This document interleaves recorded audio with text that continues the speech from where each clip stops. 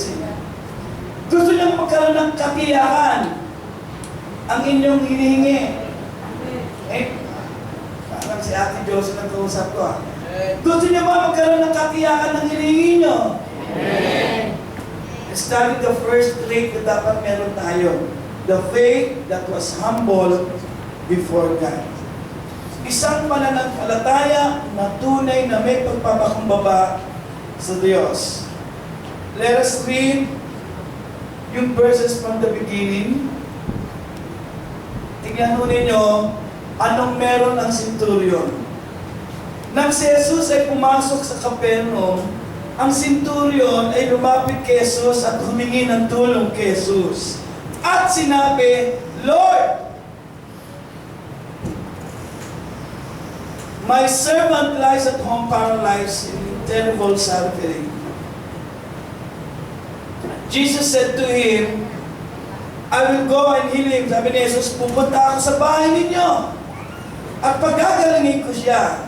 Verse 8, anong sabi ho ng centurion? At ang sabi ng centurion, Lord, hindi po ako karapat-dapat na puntahan ninyo. Sabi ng centurion, hindi po ako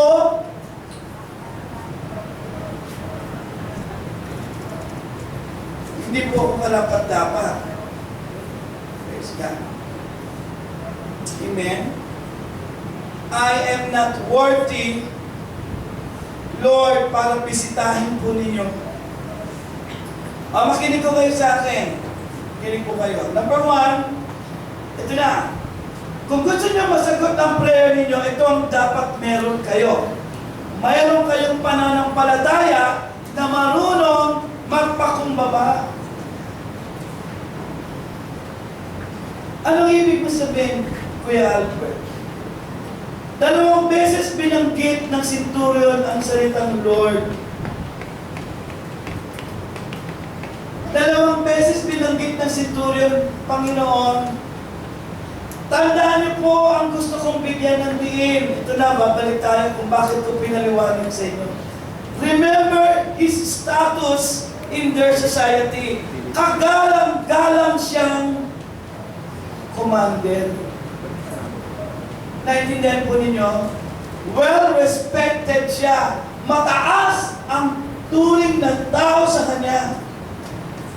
Pangalawa, commander siya. Pangatlo, iba ang pananaw ng tao sa isang sundalong may 100 na hawak.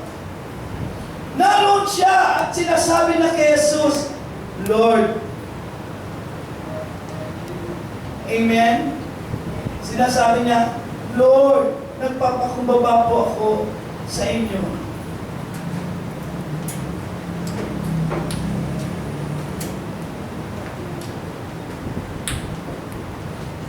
At sinabi din po ng centurion na ito, sabi niya, Lord, huwag na ho kayong tumuloy sa bahay namin.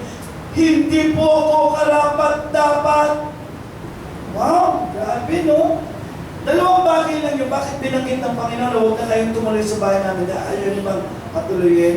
Kasi nga po, hindi maganda sa isang Hudyo na pumunta sila sa bahay ng mga Gentiles. Yan ay batas nila.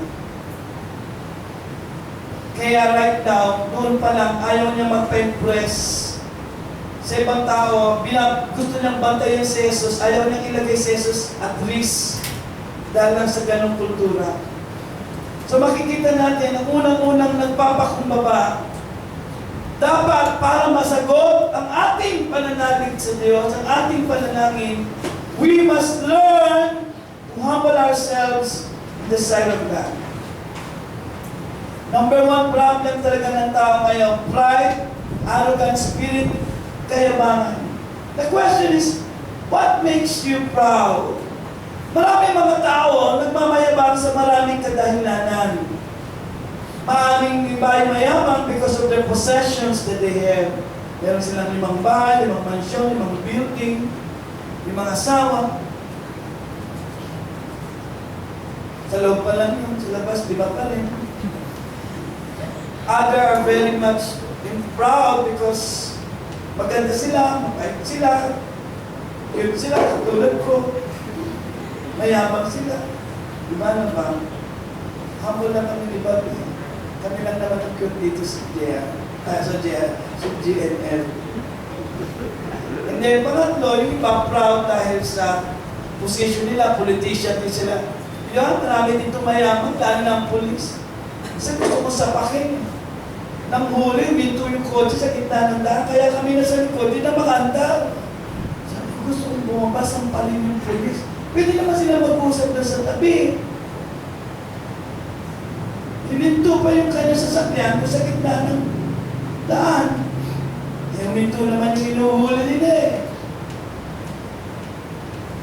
Kaya mga kapatid, yung iba naman na mayaman dahil anak ng politiko, anak ng general, anak ng militar, anak ng doktor, mayaman, etc. Iba mayaman because, you know, meron silang ganito, meron silang ganyan.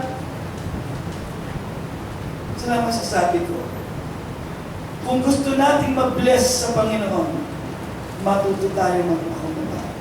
Like this centurion, na nilirespeto siya, hindi niya inintindi ang kanyang status sa buhay. Ang importante, gumaling yung kanyang alipin, nagpakumbaba siya, nilapitan niya ang Diyos. At doon ipinakita niya kay Jesus na siya ay mas mataas kahit siya pa ay commander ng militar. Naintindihan niyo ako? Naintindihan niyo po ako? Sabi nga ni Dr. Magalit, there are 3 characters na kailangan ng isang leader. To become a good Christian, to become a good leader, we should have these 3 things in life. Number 1, humility.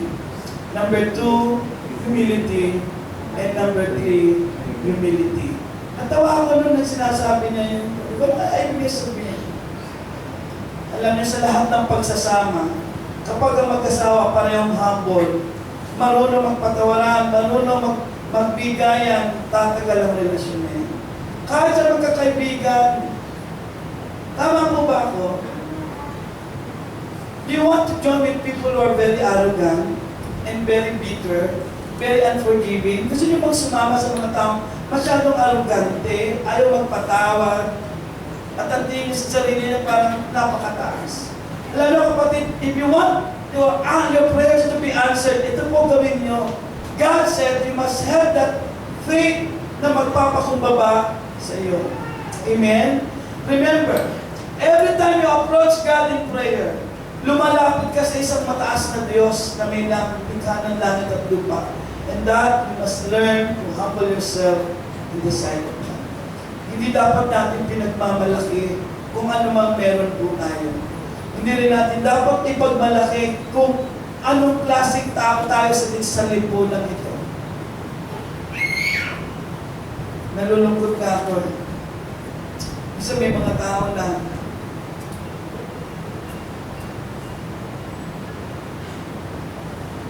nakabili lang ng konting, minsan nagdadaan ako, pinagagawa niya yung bahay niya. Tumayo siya sa gitna ng daan, tapos tumingin siya sa akin. Parang sinasabi niya, araw ang bahay. Sabi ko na, nililibig ko kaya itong babae ito sa loob ng bahay niya. No? Amen? May mga ganun tao, no? Alam niyo mga kapatid, ano mang possession meron tayo, huwag natin yung pagmalakihan. Sabi nga katulad kanina, suki kasi ako ng mga kuninada dito eh. So emergency, meron akong pinuntang patay. Sabi ko tayo, pag namatay, pinuntahan ko patay po ang anak ni Ate Mercy na panganay na matay. Matay po yung kanyang asawa, then after a week, yun naman po kanyang anak na panganay, na si Man. Sabi ko, pag tayo namatay, hindi mo pwede dali ng condominium sa loob ng trabaho. May nakita na ba kayong pinilibing pati yung condominium kasama? Meron tayong gano'n? Di ba? Sabi nga, pinanganak ka ng walang saplot. Babalik tayo ng walang saplot. Amen. Kapag kayo may pinanganak dito na may sing-sing na ginto, maniniwala ako, mayaman ka. Tawagin niyo niya ako kapag ang anak niyo may sing-sing na ginto sa daliri, maniniwala ako mayaman niyo.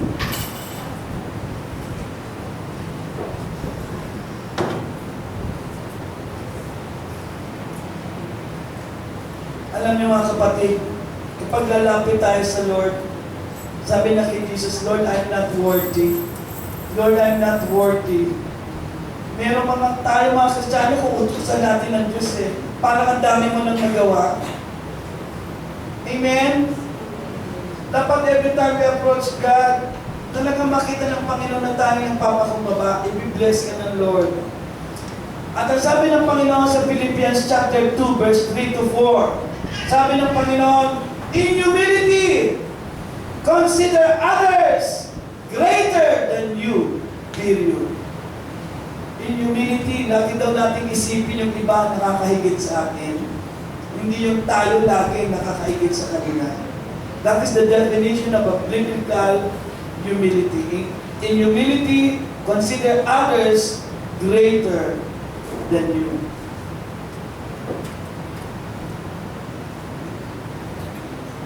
Are you with me?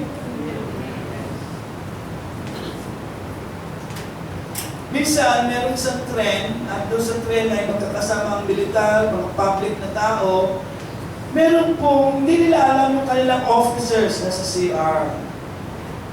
Minto sa isang istasyon ng tren, at mamaya-maya merong matandang lalaki ang sumakay. At dahil puno na po yung puwan, naghihintay siya bilang matanda na one of the soldier will give a seat for that old man. But none of them, wala man tumayo sa kanila. Kaya ginawa ng matanda, nakiusap na lang siya doon sa isang military na, pwede ba po mo na lang ako dahil tanda na ako. So pinaupo. Mamaya-maya ay lumabas po yung officer nila na galing sa CR. At paglabas nung nakita lahat ng militar, nagtayuan! At pagkatapos magtayuan, nagmamadaling ibigay yung upuan. Trying to impress the officer. Na, sir, dito na po. Ayan. At ang sabi ng sir, wala akong makitang genuine humility sa oras na ito. Dahil nakita ko kung paano nyo hindi pinupo yung matanda. Pero dahil po ako ay officer ninyo, lahat kayo nagtayuan, nagdali-daling ibigay ang upuan, hindi totoong pagpapakumbaba ang nakikita ko. Ito po ay pagpapanggap. You're just impressing me. Ang tunay na humility, may nakakakita man sa'yo, wala, humble ka. Amen? Kinikwento nga sa akin ni Nanay Delina, Pastor, alam niyo po yung doktor na si Nanay kasi sa St. Luke, nagtatrabaho yan. Pinaglilituran niya yung mga anak ni Maceda na mayayaman talaga, mga doktor, na puro doktor. Meron daw siya talagang board examining. Top siya lahat sa board exam, ilang beses ng board exam, nag-top ng doktor daw na yun. Tapos, galing na Dr. St. Luke, talagang kilala po siya, doktor. Sabi ko, alam niyo, Pastor, may nakita ako sa doktor na yun, gusto ko po. Kahit siya top ng kanyang mga board exam, tapos mayaman na po siya, mayaman na lahi niya, tapos ang galing pa ng doktor sa St. Luke, hindi ko man nakitang nagmayabang po yung tao na yun. Napakatahimik. Masyadong magpakumbaba. Amen? Amen? Alam niyo po, dapat ay ganun din po tayo. Lagi tayong nagpapakumbaba sa harap ng ating Panginoon at hindi lang sa harap ng Diyos, kundi sa harap din ng tao. Amen? Number 2, a faith that recognize God's authority. Okay, anong ibig sabihin nyo? Paano masagot daw yung prayer natin? Number 1, bawal sa isip. Matutong magpakumbaba, pananampalataya na may pagpapakumbaba. Pangalawa, pananampalataya na nagre-recognize authority ng Diyos. Anong ibig sabihin nyo? Lapit tayo. Sige. Basahin natin yung unang verse ulit. Sabi ni Jesus, sabi ng centurion, Lord, he said, my servant lies at home, paralyzed and in terrible suffering. Panginoon, may sakit po yung aking alipin, katulong. Tulungan niyo po siya. Verse 7, Jesus said to him, Sige, pupunta ako doon at paggagalingin ko. O, tingnan niyo po yung susunod na verse. At sinabi ng sundalo, Panginoon, hindi ako karapat-dapat na pumunta po doon. But just you say the word, and my servant will be healed. For I myself am a man under authority. When soldiers under me, I tell this one, go. He goes. If that one come, he comes. I say to him, my servant, do this, and he does it. Anong ibig sabihin yun? Kung gusto nating masagot ang ating prayer, wow, magpasakop daw tayo sa authority ng Diyos. Kasi ang sabing ginawa ng centurion dito, makikita ho natin kung paano siya nagpapasakop. Kung tutuusin, mas mataas siyang citizen kaysa sa Hudyo. Dahil siya ang may sakop ng teritoryo na yun eh. Pero sabi niya, Panginoon, hindi niyo na ako kailangan puntahan pa. Sabihin niyo lang, gagawin niyo aking alipin. Dahil ako din ay sundalong katulad mo. Pag sinabi ko sa mga sundalo ko, gawin mo ito, gagawin nila yun. Pag sinabi punta rito, pupunta sila doon. Kaya parang sinasabi niya, Panginoon, nagpapasakop ako sa authority mo. Nakuha ninyo, a true faith ay nagpaparule ka sa authority ng ating Diyos.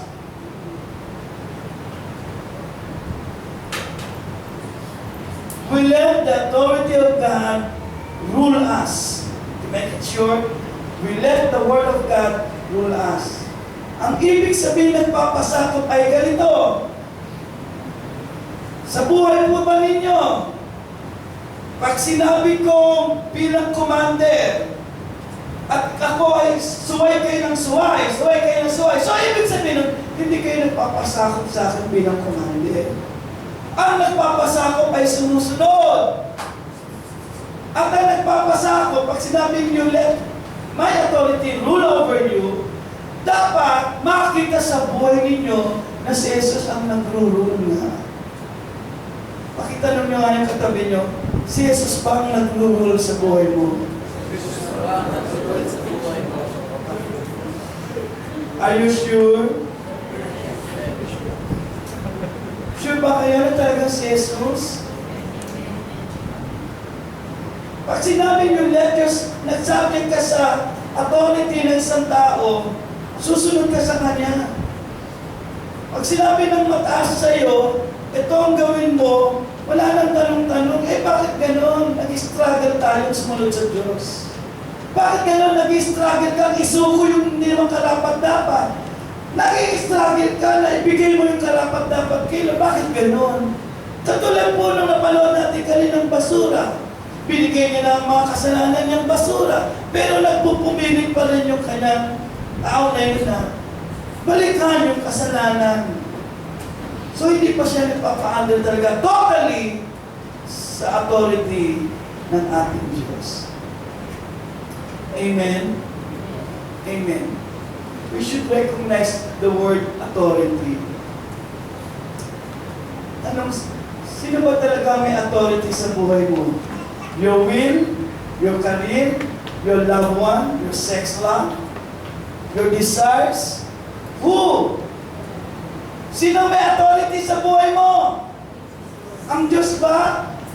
So let it be seen. It should not be only being confessed, but let it be seen in your lifestyle that God rules in your life. Amen? Tama po ba? Third,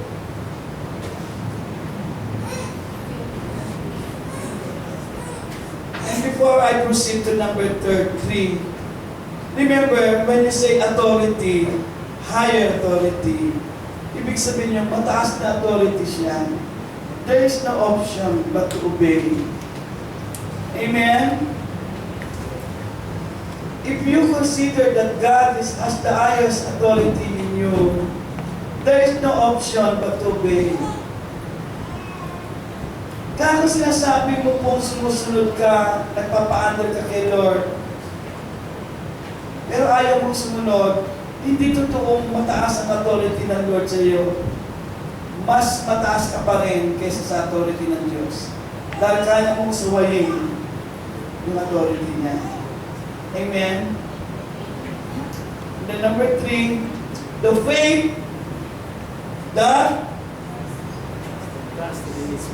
trusted His mere word. Napakaganda nito. I'm so excited to share this. Balik ulit tayo dun sa una. Dun sa ulit.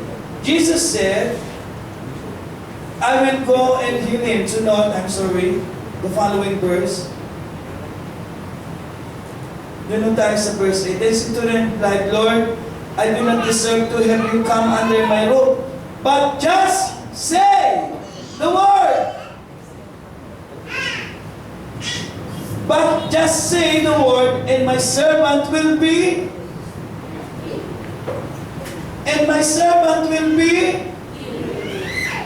healed. Ang pananampalataya ng Diyos ay tunay tayong naniniwala sa Kanyang salita lang. Marami mga Kristiyano hindi sinasagot ang prayer. Bahal nakabase sa emotion. Pag walang emotion, walang faith. Pag walang mood, walang faith.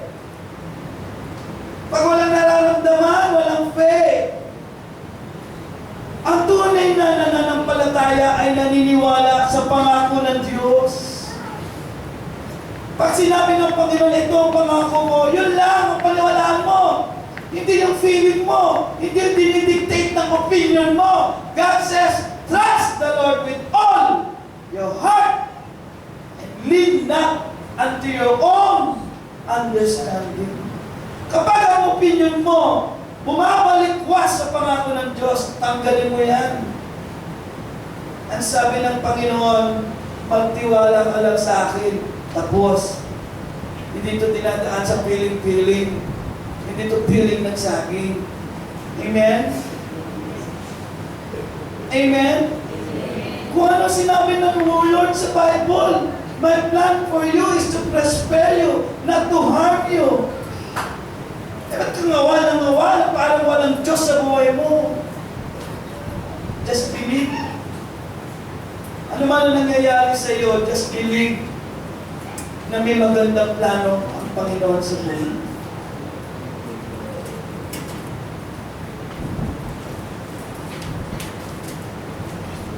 Last but not the least, let's proceed to do. Faith that leads him to love others. Tagalog, ito na muli. Ang pananampalataya na nagturo sa kanya na mahalin ang iba. Listen to me carefully. Dito na ako magwawakas. Sabi na ibang, praise the Lord, answer prayer. Napaka-importante nito.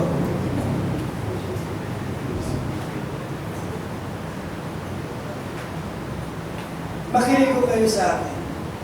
Sabi ng Panginoon, Lord, heal my servant. Ang salitang servant, sa Greek word, ang ibig sabihin ay doulos. Kaya nga may bagong pumunta sa Pilipinas, tinangalan doon ay doulos. Pero hindi na yata nag-exist ito. At yung doulos na yun, nagbebenta ng mga Bible, mga biblical teachings, and after more. Pero yung salitang servant na ginamit ni Matthew doon sa kwento na yun, na ang tawag ng centurion ay hindi doulos ang Greek word. Listen to me. Ito na, hindi doulos ang ginamit ng Greek word. Sabing Greek word, ang original na language ng Biblia, hindi English, Grego at Hebreo. So hindi doulos ang ginamit po ng centurion. Ginamit yung salitang servant, pero ang ibig sabihin sa Greek word ay pais, P-A-I-S, which mean a servant boy. Isang aliping lalaki. Na ang ibig sabihin, special significance, na itong batang ito ay mahal na mahal niya isang katulong na lalaking bata, pero kinonsider niya lang hindi katulong, kundi isang anak. Listen to me. Makinig ko kayo. Last but not the least, hindi siya humihingi ng kagalingan para sa anak niya. So, sa asawa niya. Hinihingi ng kagalingan ay isang alipin niya. Pero sabi doon sa tunay na original word ng pais daw ay mahal na mahal niya yung bata. Imagine, paano niya napakita yung pagmamahal. Kinalimutan niya ang pagiging commander niya. Nagpakumbaba siya kay Jesus. Dahil sa pag-ibig ng isang centurion sa kanyang kapwa, yun ang nagpagaling sa bata. Kaya ang tunay na may pananampalataya sa Diyos ay marunong umibig sa kapwa. Amen? Amen. Lalo na kung yung faith na to, hindi pa sa sarili niya, para sa ibang tao. Mas lalong i-bless ng Lord. Kaya at that very moment, wow! Nang sinabi niya, Lord, pagalingin niyo po yung servant ko. Sabi niyo sa uling-uling verse, the last verse, and his servant was healed at that very hour. Sa ibang translation, at that very moment. Yung oras na nagsasalita ang centurion, pinagaling siya ng Lord. Dahil ang apat na yun ay nakita. Ilagay niyo yung apat na yan. Sabihin niyo yung prayer niyo ngayon. God will answer your prayer at this moment. At this moment. Kaya wala yung posible kay Lord is centurion special. Kaya kung kayo mag-aaral ng Biblia, mabibless kayo. Ang centurion, hindi Hudyo. Bawal makipag-usap ang mga centurion sa kanila. Bakas yan. Pero bakit pinagaling ng Lord? Lord naman kasi wala namang Hudyo sa kanya. Walang gentle. Magkaroon ka lang ng katulad ng pananampalataya. Sabi niya, wala akong nakitang pananampalataya tulad ng pananampalataya ng lalaki ito. Bakit sinabi niya wala siyang makitang tulad? Bakit? Alam niya, commander yun eh. Sundalo. Wow! Nagpakumbaba. So number 1, pagpapakumbaba, nakita niya yun. Pangalawa, anong nakita sa kanya? Yung pangalawa? Nire-recognize si Jesus. Yung authority niya, nire-recognize ng commander na yun. Pangalawa, pangatlo, sabi niya, Lord, sabihin mo lang! Sabihin mo lang! Gagaling ang aking servant. Naniniwala sa salita ng Diyos. At ang panguli-muli, nakita ng Panginoon ang pagmamahal niya sa bata. Kaya sabi ng Panginoon, ngayon din, magaling na siya.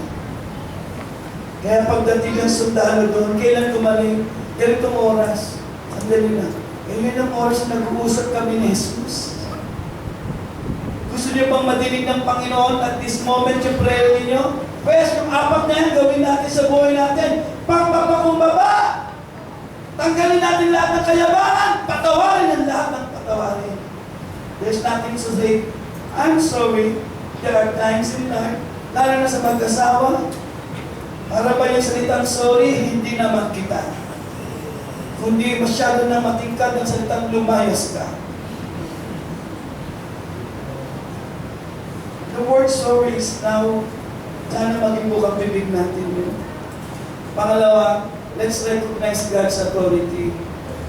Sa buhay bawat nating isa na ngayon, let's recognize yung authority ng Lord na wala tayong magagawa sa buhay natin. Wala kang magagawa. Don't play God. You are not God. Hindi mo mababago pamilya mo. Recognize God's authority over your family. Wala kang magagawa kundi ni-recognize ng Lord. Amen? Pati ikaw, hindi mo rin kayang baguhin sarili mo. Mahina tayo eh. Palpak ang mga tao. Gusto natin gumawa ng kasalanan. Para mahinto yan, i-recognize mo yung authority ng Lord sa buhay mo. And then third, Let's believe in His Word. Period. Huwag na natin i-base kung ano-ano pang kondisyones. Kailangan ganito pa, kailangan ganyan pa, kailangan may emotion pa. Kasi tayo mga Pilipino nasanay sa lumang religion na kailangan palu-paluin pa yung likod para magpatawad. Kailangan magpapako rin sa krus para ang feeling mo, ikaw ay papasok sa langit. Sabi ng Lord, just believe in my word. Kapag naniwala kayo with that kind of belief, this moment, kung meron may sakit karamdaman sa bahay ninyo o sinaman sa inyo, God can heal you now, not tomorrow, now. Amen? Then lastly, sana yung pananampalataya na yan, ang nagtutulot sa atin ay umibig sa ibang kapwa. Pastor, kaya natatulog na nililigaw ako. Hindi yun. Gusto niyo ba sa bulot ako kaya? Hindi yung ganang pag-ibig. Hindi pag-ibig yun. Sinasabi kong pag-ibig katulad ng sundalong ito, hindi po niya ito anak. Katulong niya lang, pero tinuring niyang anak. At nagpakumbaba siya, hinubod niya ang kanyang pagiging commander, ang pagiging general. Nagpakumbaba siya para gumaling lang ang katulong niya. That's what is called love. Amen? And genuine love heals. At nakita ng Diyos ang pag-ibig ng sundalo ito sa katulong niya. That moment, binagaling ng Diyos. Kaya napaka-blessed ng sundalo ng servant na yun. Di katulad ng mga napapanood natin sa TV sa Senado, pinalansya ang mata. Amen? Katulong. Buti nga, simple lang yan eh. Napanood ko sa YouTube eh. Katulong na babaeng Pilipina. Binugbog, tapos tinapon doon sa disyerto ng Saudi para hindi makilala, sinagasahan ng maraming ulit. May kinuha ng picture, lumabas sa Facebook ko kasi libo-libo yung friend call ko. Akala ko may multo ha. Ano ba ito?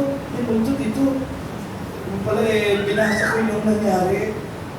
Hinahanap nila, baka may maka-identify. Dahil hindi ma-identify doon.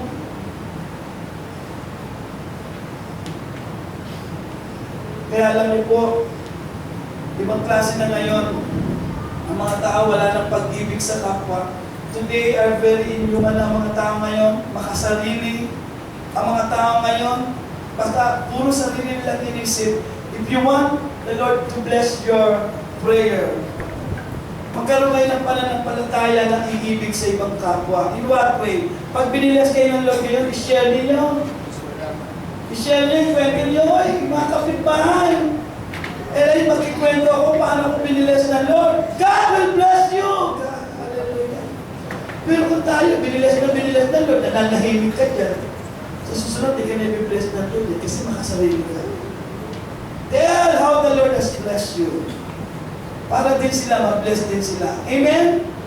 That's the way how you can show your love to others. Yun lang naman eh. Pamamigay ka ng pera. Hindi ka naman si Manny Pacquiao. Pag namigay ka ng pera dyan, baka bukas, wala ka na sa sarili mo. Sa haba ng pila, ganito mo sa tutuban. Amen? So how can we show love? Share the love of Jesus to others. Kwento mo kung paano binago unti-unti ng Lord ang anak mo, paano binago yung buhay mo, paano ka binibless ng Lord dahan-dahan, o biglaan man, para yung kausap mo, mag-realize din, ay, gusto ko rin maging katulad niya. Ano ba sikreto mo? Ba't ka nag-bless? Simple, takot sa Diyos.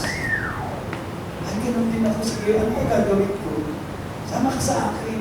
Alam mo, if we cannot change the world, at least we can change the world of a certain person. Kung hindi man natin mabago ang buong mundo, kaya natin baguhin ang mundo ng isang tao. Imposibleng baguhin ang buong mundo, pero posibleng baguhin ang buhay ng isang tao. Through you, because of your love to them, you can change their destiny. Tayo po'y tumayo. Palapakan natin.